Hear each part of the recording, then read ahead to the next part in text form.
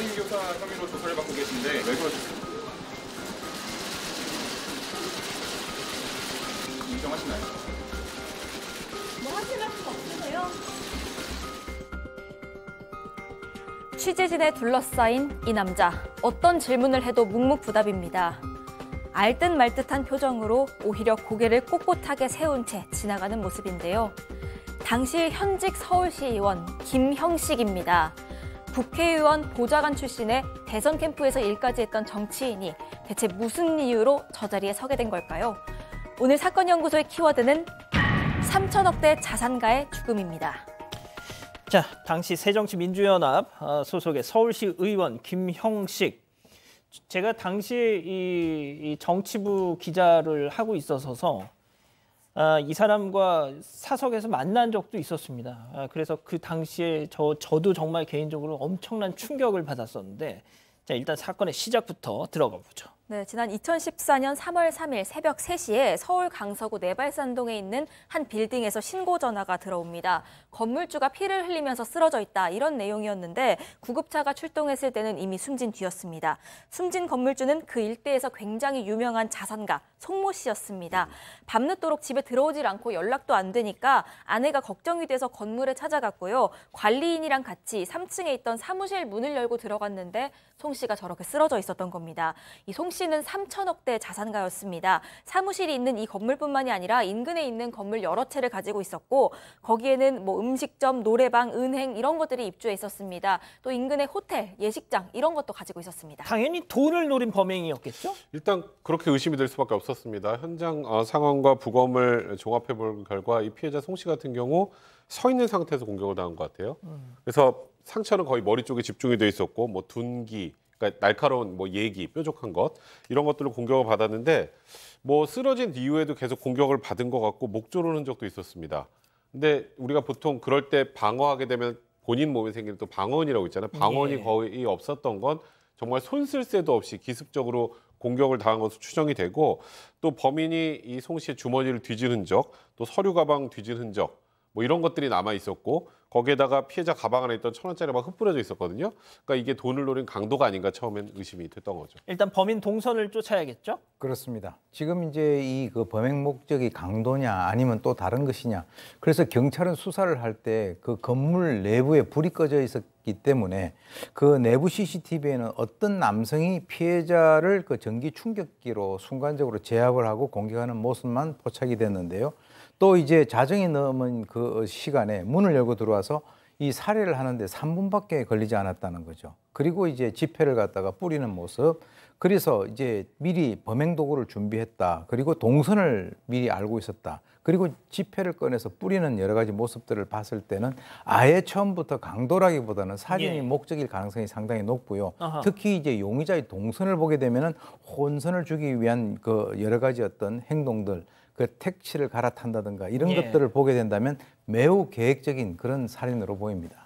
자기 간에는 좀 머리를 굴렸네요. 그럼요. 그래서 이제 뭐 이게 추적을 해서 위치를 파악을 해야 되는데, 골목쯤까지 CCTV를 따라서 파악하고 있다가 골목 끝에서 더 이상 잡을 수가 없었습니다. 하지만 다행히 인근에 골목 부근에 사우나 쪽에서 비슷한 인상을 가진 사람이 보여서 밖에서 담배 피우고 있는 모습 보여서 사우나의 직원들한테 물어봤더니 그냥 이 사람 가짜 가방 파는 사람이에요 하면서 이름하고 전화번호까지 알려줬던 겁니다. 어허. 경찰이 그렇게 해서 추적을 해보니까 당시 44세 팽모 씨였고요. 그 팽 씨가 예전에 살았던 동네에서 살던 집, 빈집 창고에서 범행에 쓰인 도구들을 불에 태우다 만 것이 발견이 됐고, 심지어 그 뒷산에서는 이 테이저건, 이 전기 충격기, 이것도 불에 탄 채 발견됐고, 피해자 열쇠 뭉치까지 나왔어요. 범인이죠, 뭐 용의자가 아니라. 예. 자, 그럼 시의원 김형식은 도대체 어디에서 나오는 거예요, 그럼? 일단 살해한 건 팽 씨인데요. 팽 씨는 실행자일 뿐이었습니다. 그 뒤에 있던 게 김형식이었고요. 당시 이 새정치민주연합 소속의 서울시의원이었습니다. 44살 이 팽 씨랑 10년 지기 친구 사이였고요. 팽 씨가 김형식한테 7천만 원을 빌린 기록이 있습니다. 이 채무를 탕감해주는 조건으로 팽 씨에게 이 살인 청부를 했던 겁니다. 아하, 아니 그런데 왜 그렇게 죽이려고까지? 일단 시의원이 된 이 김형식이 피해자 송 씨한테 5억 정도를 빌린 그 차용증이 하나 있었는데요. 그럼 뭐 돈을 빌렸나 보다 할 텐데 그게 아니라 아마도 이건 형식적이었고, 이 송 씨가 대략 5억 원 정도의 돈을 주고 뇌물성으로 주고 뭔가를 청탁한 게 아닌가 아하. 의심이 된 거였습니다. 거기에다 수천만 원어치 정도 접대를 했던 기록도 다 나왔습니다. 이 팽 씨가 아까 사무실을 막 뒤졌잖아요. 예. 열쇠를 가져갔는데 이 차용증 나중에라도 찾으려고 그것 때문에 열쇠를 가져간 겁니다.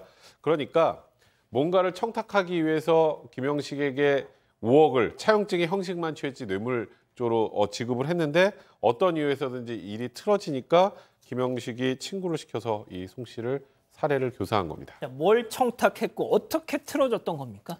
그러니까 이 송 씨가 3천억대 자산가인데 또 다른 지역에 많은 부동산을 가지고 있었답니다. 그게 주거 지역인데 상업 용도로 변경을 해달라고 청탁을 아하. 했던 거예요.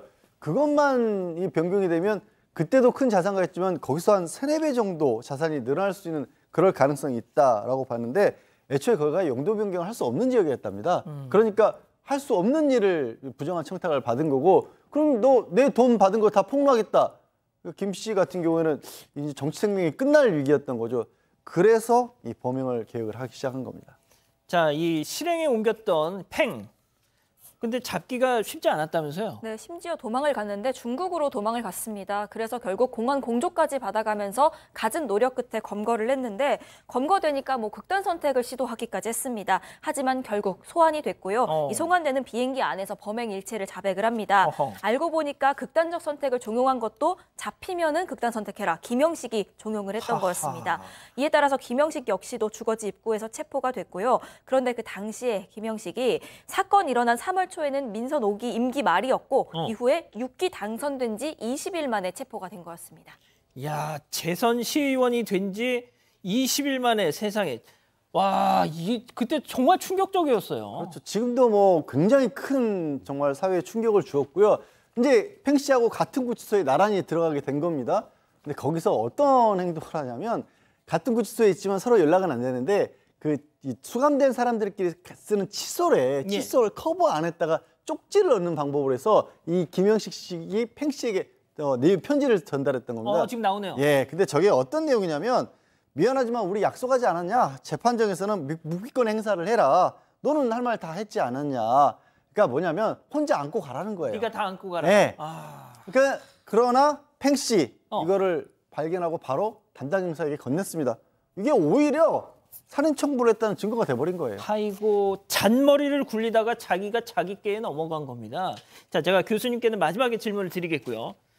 자, 일단 다 밝혀진 거잖아요. 네, 밝혀졌고 뭐 1심에서 뭐 살인 청부한 김형식 같은 경우 무기징역이 선고가 됐고요. 그리고 실제로 실행했던 팽 씨는 그보다 형량이 작은 징역 25년이 선고됐습니다. 항소심에서 팽 씨는 5년 준 징역 20년이 선고됐고요. 일단은 뭐 김형식은 처음부터 끝까지 계속 뭐 무고함을 주장을 했었습니다만 다 증거가 인정돼서 무기징역이 선고된 건데 그래도 마지막까지 또 뻔뻔하게 판사님 제가 정말 안 했습니다. 작년에 팽 씨에게 돈을 준 적도 없었습니다. 그리고 오열을 하며 끌려나갔다고 합니다. 자, 교수님 마지막으로 짧게 좀 정리 좀 부탁드립니다. 네, 사실 이제 이 김형식이라고 하는 사람은 이 팽 씨에게는 상당히 자랑스러운 사람이었다는 거죠. 이 팽 씨 같은 경우는 자기가 뭐 환전소하고 그리고 이제 소위 얘기하는 모조 명품 가방 이런 거 팔다가 누구 소개를 통해서 이 김형식이라고 하는 사람을 만났는데 자기가 봤을 때는 정말 시연을 하고 하니까 굉장히 정말 대단한 사람이다 이렇게 하고 본인이 자랑도 하면서 많이 따랐다라고 그래요. 그런데 실제로 이제 김형식이가 이 팽 씨가 운영하는 외화 환전소에 5천만 원 투자했다 손해를 봤기 때문에 야 정말 내가 미안하다 나한테 잘해줬는데 이렇게 이제 생각을 하고 있던 차에 바로 이 김형식이라는 사람이 피해자 송시일로 좀 괴로워한다라고 하면서 뭔가를 이렇게 제시를 하니까 금전적인 대가도 있지만은 내가 저 사람을 위해서 뭔가를 해야 되겠다 이렇게 생각을 하고 그야말로 비뚤어진 우정으로 사람을 살해하는 그런 그 커다란 실수를 갖다가 하게 된 거지. 참 씁쓸합니다. 다시 봐도. 자, 사건연구소 이렇게 정리하고요. 이 사건의 진실을 추적하고 싶으십니까? 그렇다면 사반 채널을 구독해주세요. 지금까지 이자연 기자였습니다.